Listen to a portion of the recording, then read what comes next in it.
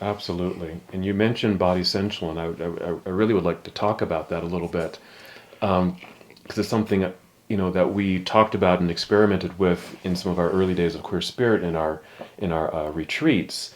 But in the recent years, I know I've been more drawn to this, what we're calling body sensual, and I'll talk about what that is, and this sex magic and what that is. And it's really stemming from my background in yoga and understanding what yoga has done for me, and even just kind of this broader philosophy of yoga.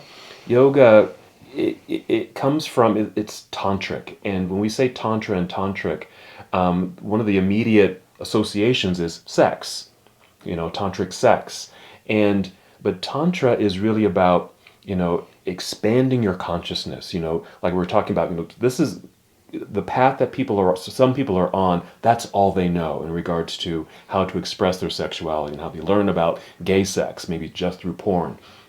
And perhaps something tantra would be to expand that consciousness. And we're talking about that. How do we get to a place and finding those mechanisms to expand that consciousness?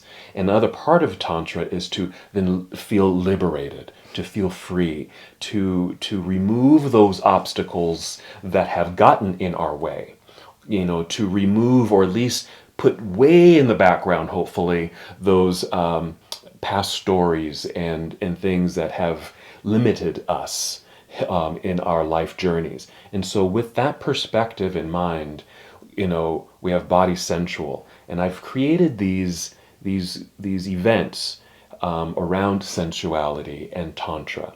And there's one event I call Tantric Circle, and I just had one recently, and it was quite beautiful because I do talk about, we start the conversation. I talk about tantric, or in tantra, just the way I just said it here, and and I use the image of like a boulder, a rock that's just sunk into the bottom of the ocean, that's immovable. And that's sometimes those feelings, those emotions that we're holding on to, backstories and trauma, whatever it is, just sits heavy in our bodies. How do we remove that? How do we begin that process when it feels just impossible? You talk about trust. Trust is a huge piece. And having opportunities to be a little vulnerable so I can maybe start to earn and gain trust, right? And trust in other people, and people can trust me. In the conversation, in these tantric circles, I ask people, and after I've shared, I ask, what's your boulder? What's your heaviness? What are you sitting with, or what's sitting in you that you would like to be free from, right? And these guys share. They talk about, maybe not in great detail, but they talk about their traumas, their backstories, or I'm just now coming out. I'm just now figuring out who I really am. And I like these circles, John, because I feel like I can freely express myself. And what happens is, in these sensual circles, we're naked. I talk openly and without shame about masturbation. We masturbate.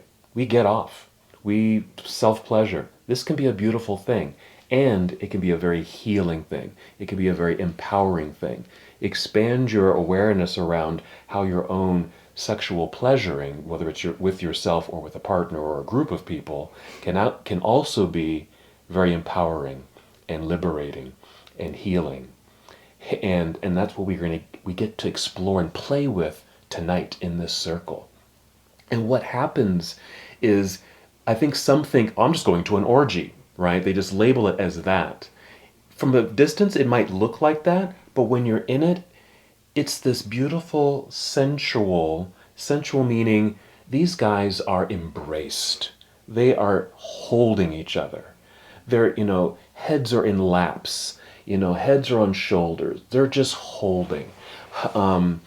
Yes, there's stimulation as well, but in addition to that, there's just that connection.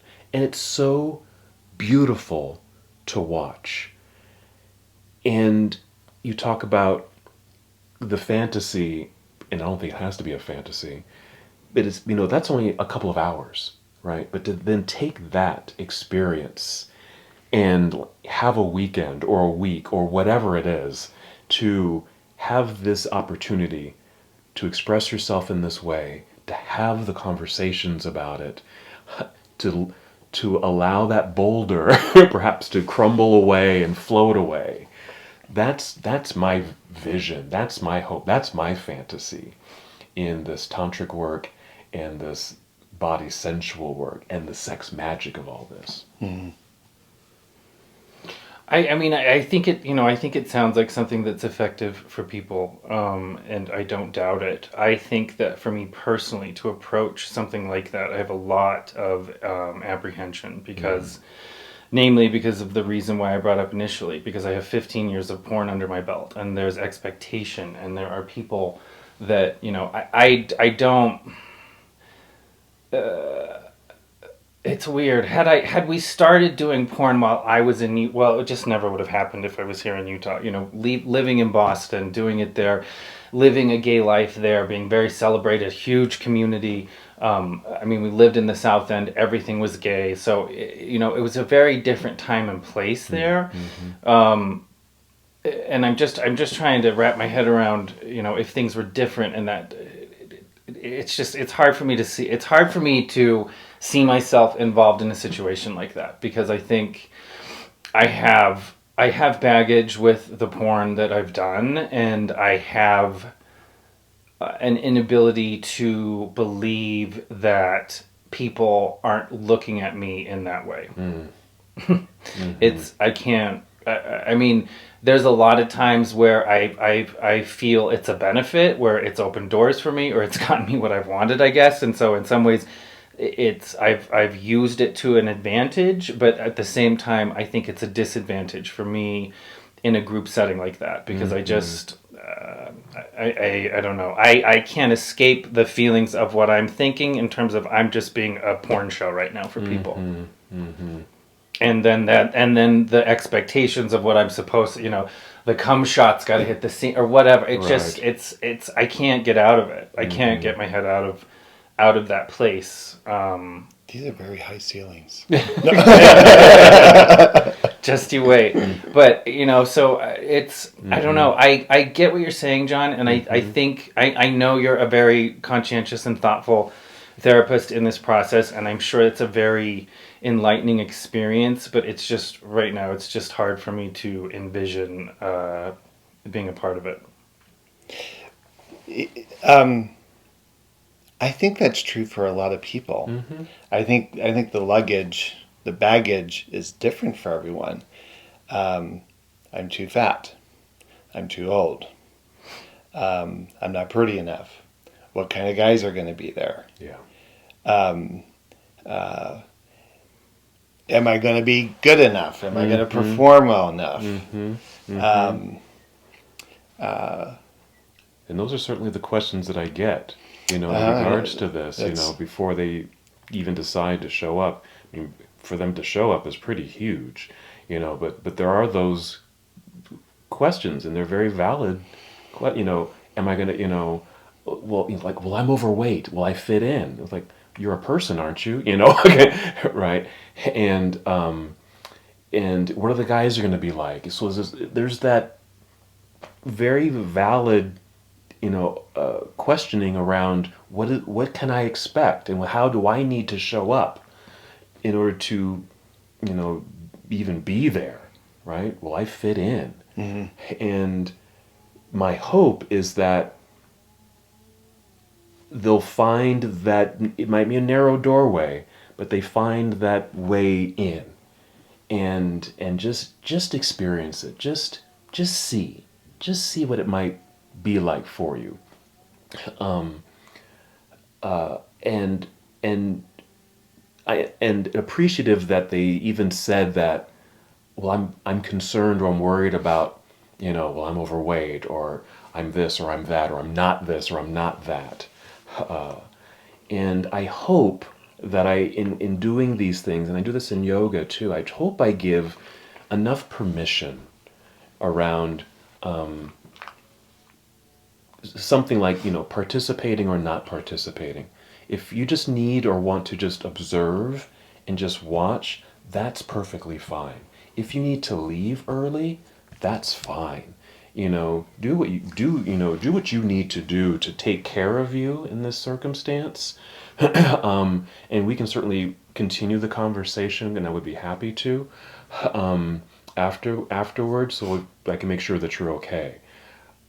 That's my hope for, as far as my expectation, as far as the facilitator in all of this, that it's a safe enough space that you can come in with whatever questions or concerns or worries that you have, and take a glimpse. Just try it out. If this isn't for you, then that's okay too. I'm kind of hung up. I mean, I have some interesting feelings, and I know we've talked about this, and I believe in the medicine of this, and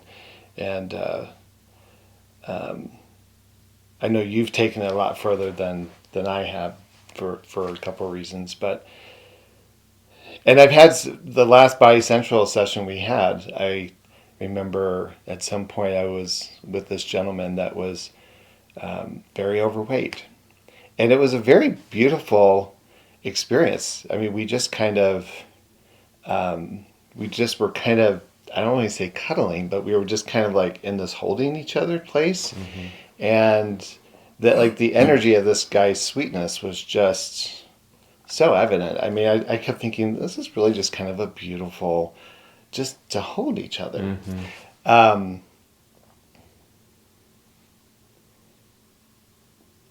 I think where I'm hung up is all the narratives. See, we're talking about this highly intimate, connective, sexual piece, right? And I would argue that what we're talking, those barriers, I think are showing up in non-sexual places for gay folks in our community. Sure. Right? Like, there is the hesitancy to be open and vulnerable. Mm-hmm. And I think where I'm hung up is I'm thinking, how do we navigate that? Mm-hmm. We're talking about it now in the sexual context, and I think the communal response has been this object-object relationship with each other.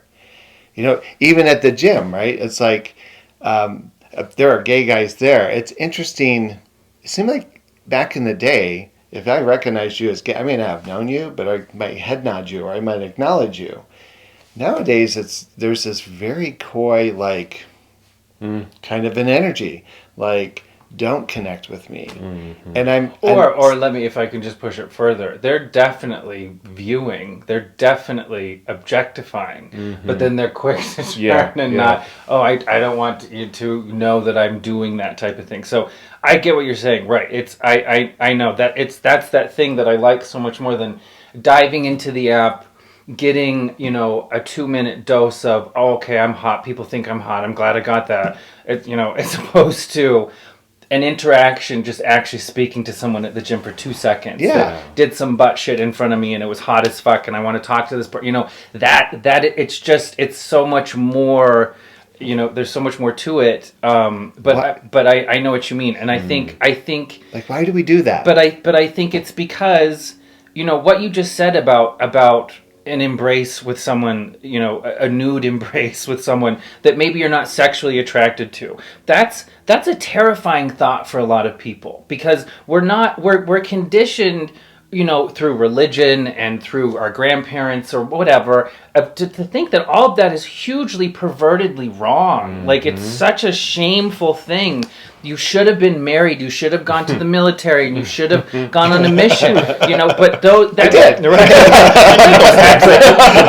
And here I am. Right? And so I think that we're also deeply troubled with those topics and how to connect to them, that we just push them aside and we just get right to the objectification, because it's some gayness, at least it's something happening, but all that other stuff that I don't know how to feel right about because I envision my grandfather shooting me with a gun, or whatever. It's just such a place of trauma that it's hard to even when I see it on TV, when I see two guys kissing on primetime television, I'm still like, it still like does something to me, and it shouldn't. It's great when Will and Grace or whatever the fuck where it's happening. It's a monumental, important step for us and our community. But at the same time, I'm always still kind of like, oh, I hope my straight friends don't see that, or some stupid shit like that goes off in my mind, and so.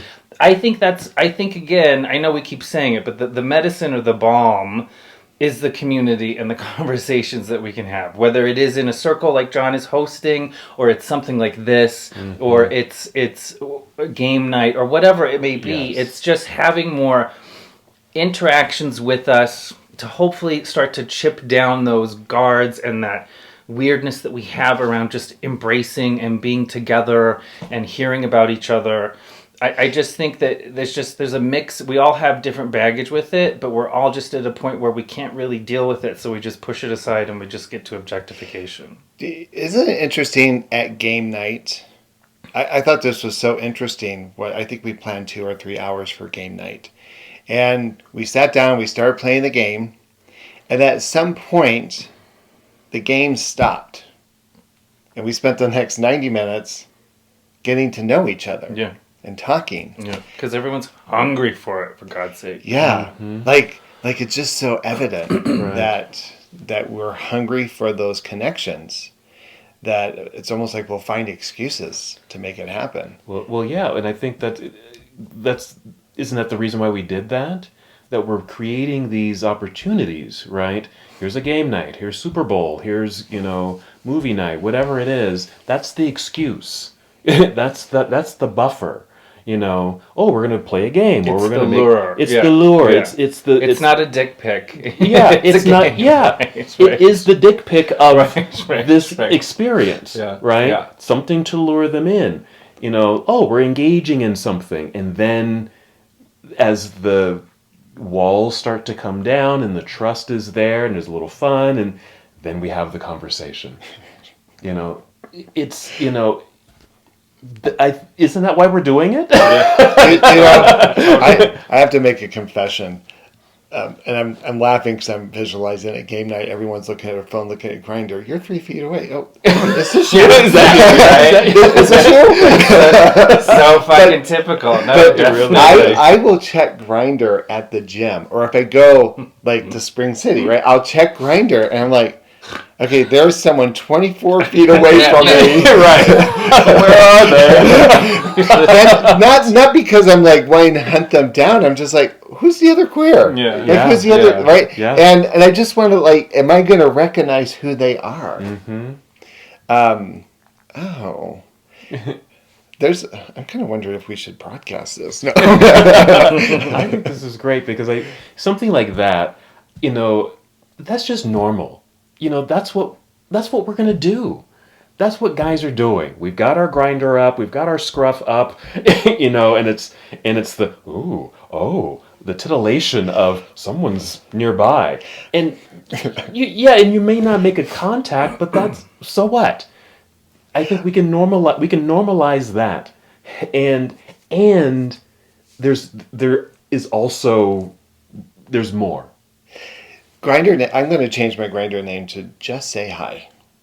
Come tap me on the shoulder. Right. You'll see some people do that. Yeah. Their name, that shows on their screen says just say hi or say hi, and those are the ones I'll go to and actually I'll read their profile, and usually they have pretty elaborate profiles and say quite a bit about them, and I'll respond usually, really nice profile guy, and have a great day, something like that, because they took the time, and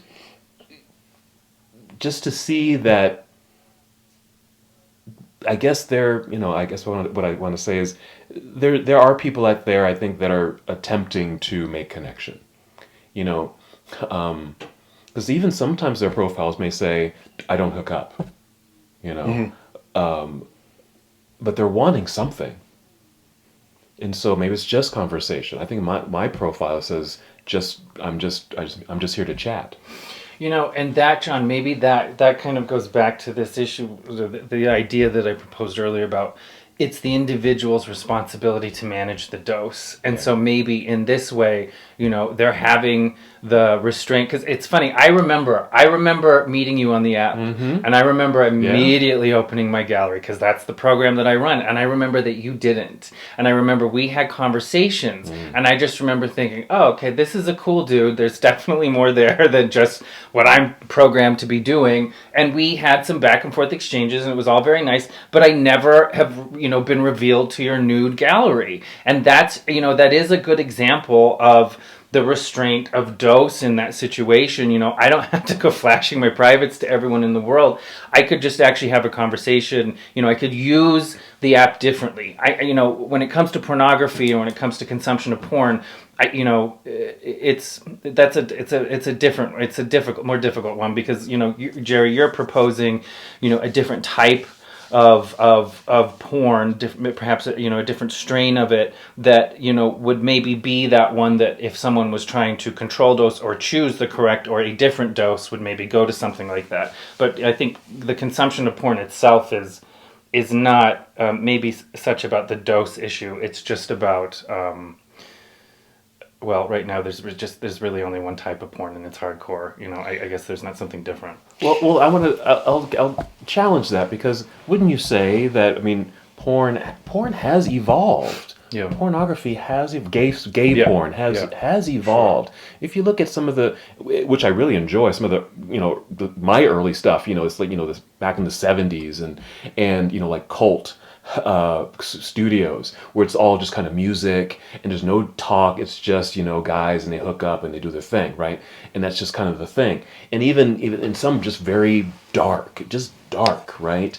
And odd seems like, what is this? What's the theme here? What's going on here?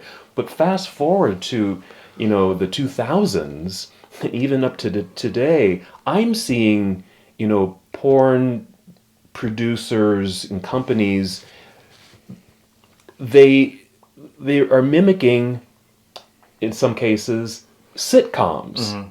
They'll take like a sitcom plot factor with all the quirky music and the laugh tracks and all of that, and they're producing porn. And like that tells me porn production has evolved. You're right. Over time.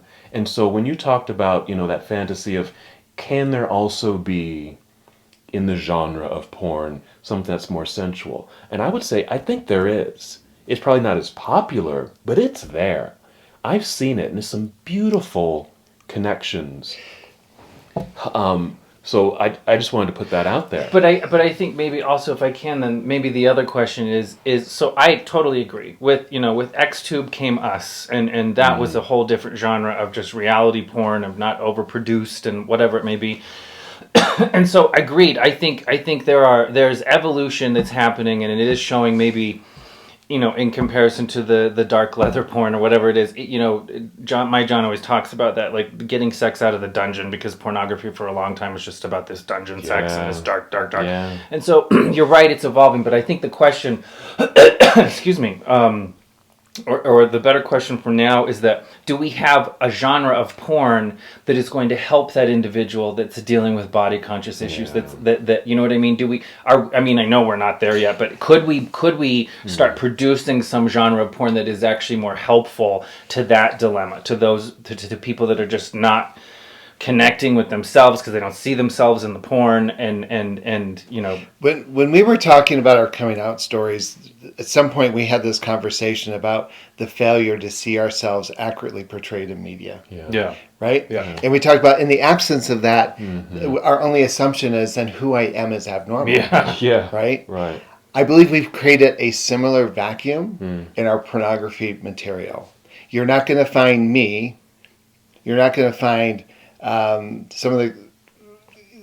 you're not going to find your average kind of guy in the porn right? It's these super hot, in many cases, just unreachable kinds of people that, and so part of me is speaking to, what would porn look like if it was more inclusive of the different bodies and colors? And I mean, look at how race is depicted in porn. and who plays what role in those porn scenarios, Yeah. right? And I'm also going to say, I'm not trying to be like prude or righteous here. I love that kind of material. I love some of the raw stuff. I don't even know how to. I just very eclectic in my taste. But I think I'm talking about two things. One is how do we create a more inclusive experience, and where people see themselves represented in that material. And I think I would even take what I'm suggesting to another step to say, what would it be like to create like a 6 videos, if you will, that was an exploration of the sensuality, almost instructional. I guess we would classify it as porn because it would probably be naked and sexual kinds of touching and engaging. But it could also be instructional, like a group of guys just connecting and practicing looking at each other in the eyes. Right? And touching each other's bodies without maybe just focusing on the dick and the ass, but it's just like, you have beautiful hands, or I don't know. I mean, I'm being crazy here, and we can cut all this out. No. But I'm just saying, there is no material that I'm aware of. I think the closest I've seen is, I can't remember the name of his broadcasting company, but Davey Wavy is producing some interesting material that, of course, everyone is very body-centric again, but a lot of the premise of his videos, and I've only seen a few of them, tend to have these really interesting storylines and seems to incorporate a layer of sensuality. I have no idea how successful he is. I'm not talking about running a business. I'm just saying there's a tool, there's a vehicle here.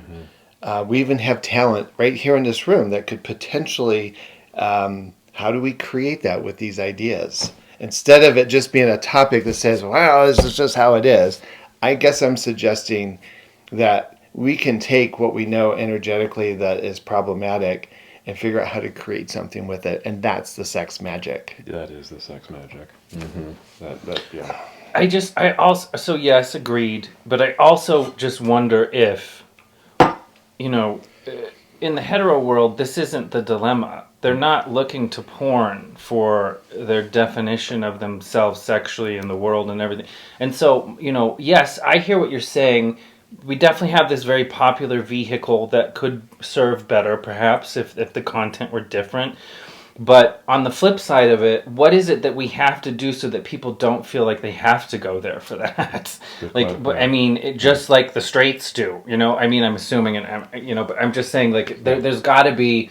We can't just, I don't think that we can just look to the future and say we've got to just produce different porn so people can grow up feeling better about themselves and their community. I think, again, it just goes back to we need to also have conversations about opening up and being vulnerable and stupid in front of each other, and that's okay, and understanding that you had the same apprehensions that I do, and that makes me feel like not such a mess because I've never actually talked about my apprehensions around sex with another living being because I'm so ashamed about it. Right. And so, there is a visual therapy, I think, that could be helpful, but I also think, I really do believe just having more conversations with people about it is deeply helpful as well. And I'll even argue, that too is sexual magic. We're putting, that adjective, on there, sexual magic, but that's the magic. That is it, I think.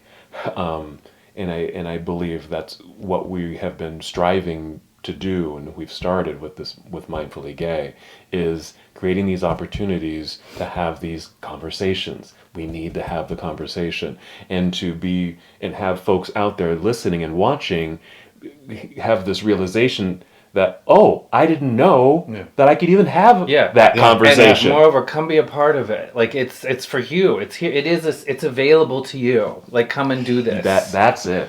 Yeah, it's available to you. This is not, segmenting this to, this elite group over here. Or moreover, you don't have to move to a super liberal state like Massachusetts. Like you can be in rural Utah and understand. It's funny if I can just to say like when I go on the apps, when I'm down in Beaver or Milford, and I do look into the apps, it isn't. I don't ever hook up when I'm down there. I don't think anyway. But it really it is more just good. There's more of me. There's more. There's homos down here. There's gays down here. Like it just makes me feel better because for the longest time of my life, those are the places where I lived, and I was, I always just felt like I never connected in those places, and so it is nice to just look at the apps and know, oh god, there's other living homos here too. Absolutely. Sometimes we go to Winnemucca. Yeah. Right. But when I would look on the apps in Winnemucca and say the next nearest person is 230 miles away, I'm like, I'm so alone. Hello out there. Hello. This is about a 4-hour drive.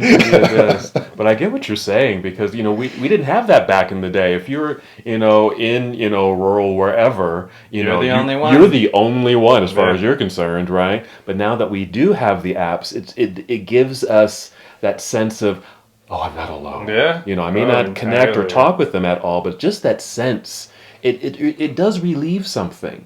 Just to know that I'm not the only one. They're here. We're everywhere. Exactly. It's true. And even that can have a nice settling, it's calming. Effect For sure. on a person. So and I think we've said this, but I'll say it again, that we're certainly not discrediting the apps. We're not discrediting porn. Yeah. They have their place, and they have been, they can and have been helpful, I think, for people and individuals. I think there's just a big to all of it. But I'm sorry, and that's exactly the dose issue, I think. It is, these tools exist, these things do exist. It's just understanding the importance of the restraint that's necessary when using them, and it's real hard to do when it's porn, when it's getting off, because when you want to get off and that need is there and that testosterone, the drive, let's come, whatever. Yeah. But at the same time, it's being able to take pause and think, is this dose going to give me what I need, or is it going to put me into a darker place? Is it going, is it not going to help me answer the things that I'm struggling with? Yeah, those deep questions. See, I think a couple of things.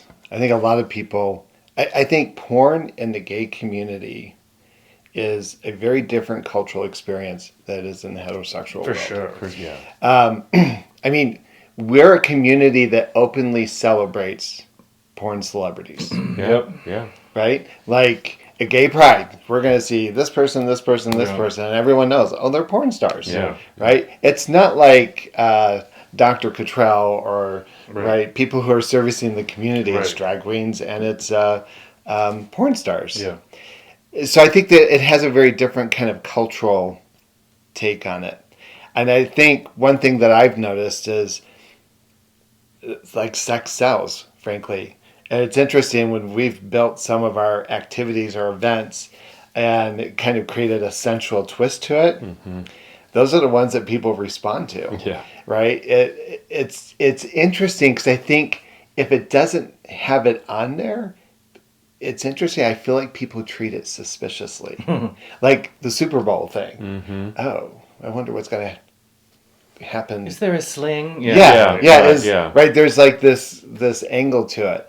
And so I think the idea that I put out is I'm just thinking about what are the vehicles or the ways to broaden the conversation and to, like, I'm listening to this book, The Pleasure Activism, and it's activating, like, I'm just thinking, wow, what is it about me that has like so circumvented the ability to speak about my own sexuality with such liberation? The other thing I've been doing too, which is really interesting, and I'm revealing a secret to you guys and to all of our fans. Mm-hmm. When I go on Grindr or Scruff, there's the opportunity to say, here's my Instagram page. Mm-hmm. And so I literally go through every profile. It's like, Instagram page, I pull up their page, follow Mindfully Gay. And what's interesting is I might do 10 of those a night. I might find 10 people to send an invitation to. Mm-hmm. 8 of them will follow back.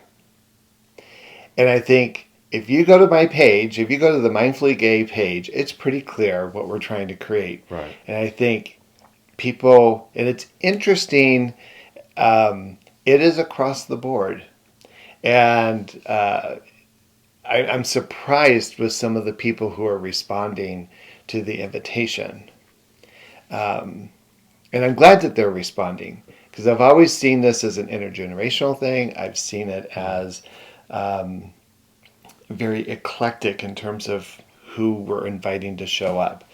And but to me, it's interesting that on this hookup app, I can find 10 guys, and 8 of them are going to say, yeah, I'm kind of curious about this. Yeah, because it's a collective problem. It's all our problem, until we have our own planet where, I mean, really, Right. until we do, and we can just start living that way and, raising and whatever.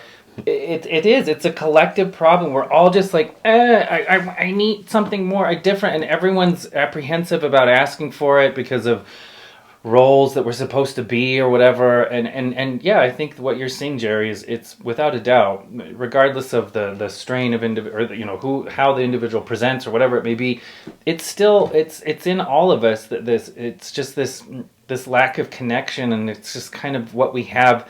The best things of our gay lives are drag and porn, and that's great and all, but there's got to be more than that, because it's just not healing enough, for the damage that a lot of us have. And I think that these conversations in this community and this commitment to, just like Brad said the other day, he's committed. He's going to show up. He's going to keep coming. Am I talking about Brad and Will? Brad. Doug. Damn it, Doug. I'm sorry. Sorry, Doug. But I suck with names. So, but he, he said it to you the other day. I'm going to show up, and I think that's where we have to get to. Is just getting more people to show up. So I'm curious. We kind of started this conversation not really knowing where it was going to go. How are we feeling now that we've had it? Like we talked about feeling anxious, and we kind of, how are we feeling now? We're kind of at the end of this. How are we feeling right now? I know personally that, with at least with my personal apprehensions and the way the way that I think I know how everyone's looking at me, like that's the part that I have to work on personally. I don't think it's something that comes from community. It's something that I need to quell within myself, that inner critic, that voice, that negative thing that's telling me I can't do this or that.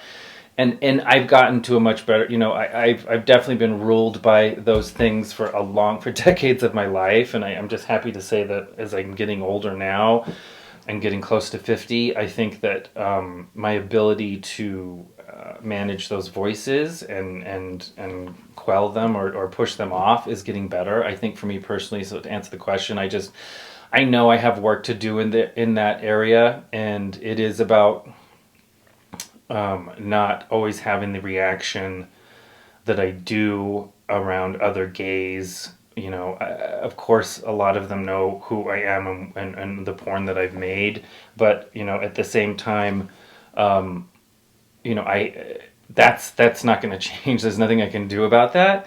But I need to change. I need to work on changing the way that that I'm dealing with that dilemma, I think. And it kind of is just for me to work on and be more, I guess, accepting of the fact that, well, it's out there, and people are going to look at you that way for a very good reason, because they have been for a while.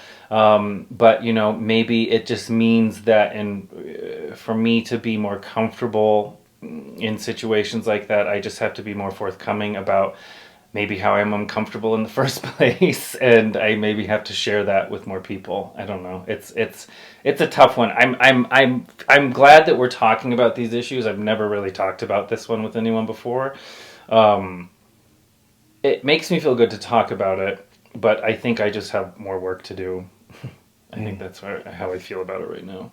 I think despite my anxieties and my backstories, I know for certain that, I trust you guys, and I trust this process, and I feel listened to, And so that allows me to have this conversation. Yeah. So I know part of my nervousness was to talk about the body sensual and the tantric work that I do, because there's still some shame around that and some what's that, kind of thing. But I think the passion around it for me outweighs the nervousness and anxiety around it, because I see the power in it.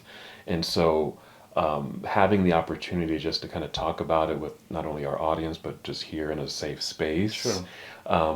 I feel a weight lifted. I like that. Yeah. That feels good. Yeah. And hopefully someone is hearing this, hearing all of our stories really, and can relate to, pieces of it, and they can see themselves in us, right?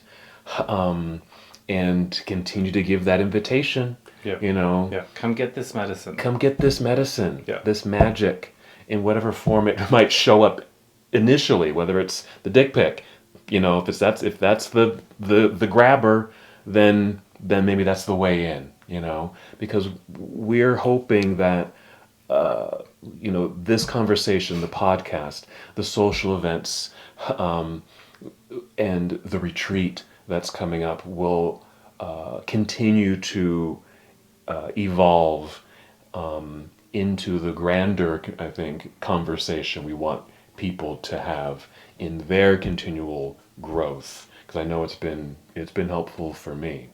And you said something super important, because that, for me, one of the reasons why I am so enthusiastic personally about doing this with both of you is the conversations that happen and the subsequent weight that's lifted every time. Like it really does. Like I just don't talk about this stuff with anyone. I don't have anyone to talk to about these types of things. I'm not going to call my father up and talk about this. So, Right.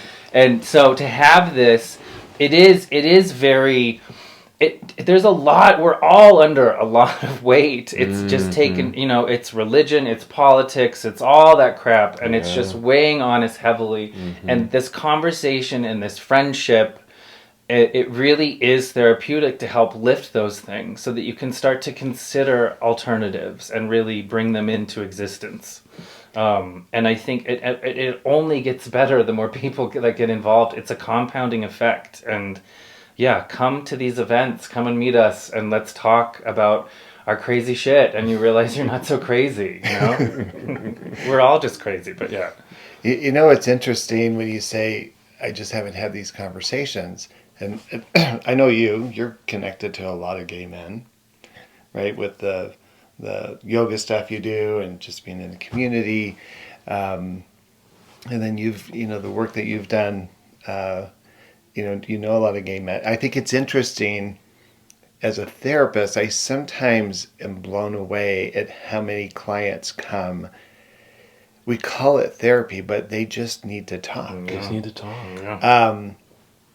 And I think one thing that attracts people, like, you've seen my brigade of firekeepers. They're all gay men. In fact, so much so that some of the women have said, "Are women allowed to help out?" I was like, well, yes. But I think the reason I think people are hungry and they're looking for places to have the conversation. Now it's interesting. When I talked about being anxious before, it was kind of anxious / fear. And I think I still have, I think I'm still feeling some anxiety. I'm not sure if it's fear, though. I think I was just kind of evaluating, like, why am I feeling that nervous energy? And I thought, I think there is a hunger within me. Like, I recognize my work in this. And I often feel like I'm supposed to be the facilitator, but I'm just like, I'm not even sure I'm qualified to have this conversation. But I recognize the value of the conversation, Yes, but there's this yes. part of me, it's like, I got to take down that mantle of therapist, shaman, elder, whatever you want to call it, Right. and recognize, I'm kind of forging my own experience and having to be open in ways that are really pretty new for me.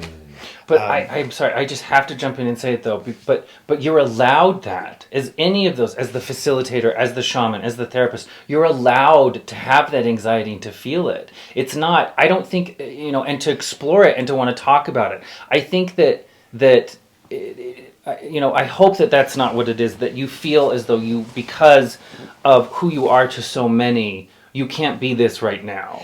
Well, that's the thing. It's a place of ego.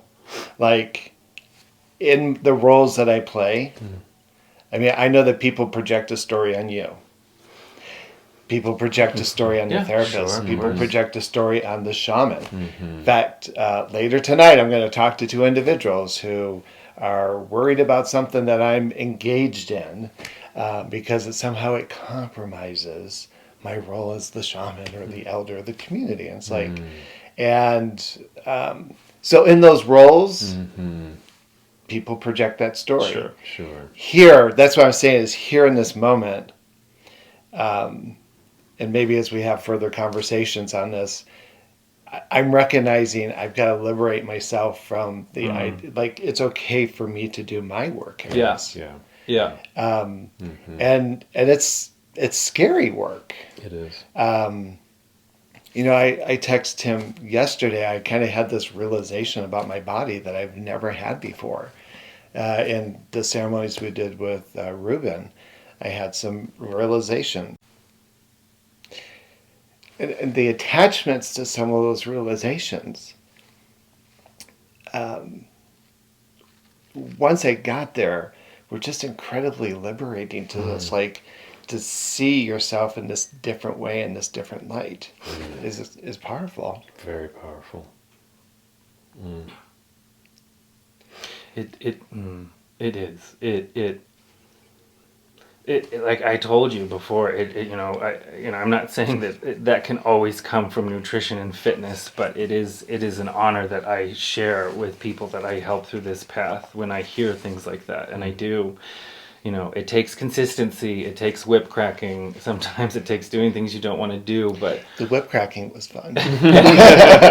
But it's just such a powerful experience to really understand where you were holding yourself for so long, and the power that you have to change it. And I don't know, it's tough. It's not what we were raised to believe, Jerry. It's just not, everything we went through, and we were just taught, no, wrong, suppress, it's wrong, it's bad. And it's so hard to erase that program because it gets so deeply ingrained in every decision you make and every chance you don't take. And, it's done a lot for me, and I know it's done a lot for others. It's just is honoring yourself. It was I think I sent it to both of you, or maybe you sent it to me after I sent something to both of you, but it's the discipline. It's the getting up and getting to the gym when you don't want to, is an example of it. Getting a workout in. The discipline to push yourself in a point where you really don't want to do it. And what is that? That's self-love. And that's really, it's coming from a place where my grandfather taught me that I was, whatever, trash, to I'm honoring my temple. I am completely conscious about the things that are going in, and the way in which the process that it's fueling, and the way in which it's changing me, not only for myself, but now it's imbued me with this purpose to help others. And it's a far better place to be than, the deep, dark, hermity place of just not knowing yourself or anyone else. Well, I want to... in light of this conversation, and I'm trusting we'll probably talk more about this in other podcasts, but John, I've known you, 25 years? At least. I think you were 4, 6, Must 7. have been. Must have been, my God. All right. But John, you've always had a beautiful body. I mean, you are the textbook example of perfect anatomy, and I'm guessing that those narratives get thrown on you, or you deal with that. But what I know about you, Like, I love your body, but I love your discipline, your kindness. I've seen you in ceremony just be so open and receptive and intuitive. And I just want you to see or know that I see the complexity and the beauty of who you are. And it's there, body, mind, and spirit. And you talked about how people project these stories on you, and I've kind of witnessed that. I mean, I've seen it. But I cannot think of a better midwife for my own journey. The kindness that you show up, your commitment, your discipline. I've seen you wrestle with your demons here and in Lodge. Definitely. Right. And I just see you in this beautiful, complex way. And I think the sadness I was feeling earlier is it saddens me that people only get as far as those images. And so it's just been such a deep experience. And if John were sitting here, I mean, I love this man who's just so passionately committed to his Sicilian roots. And I've watched him at our parties just be so friendly and engaging and always a smile. And I know there's other sides to him and you and both of you, but again, such complex people. And to me, that is central. Yes. To know you at those levels. Yeah. And it caresses my spirit to know you both. I like that. That's beautiful. That's sensuality. Yeah. That's that holistic component that we've been talking about. That we can go beyond the surface and the Beyond the app. Yeah. That there is more. It's okay. There's got to be a surface. There's a cover to the book, right? But there's substance. Yeah. Right. And that's what you're speaking to, and I appreciate that.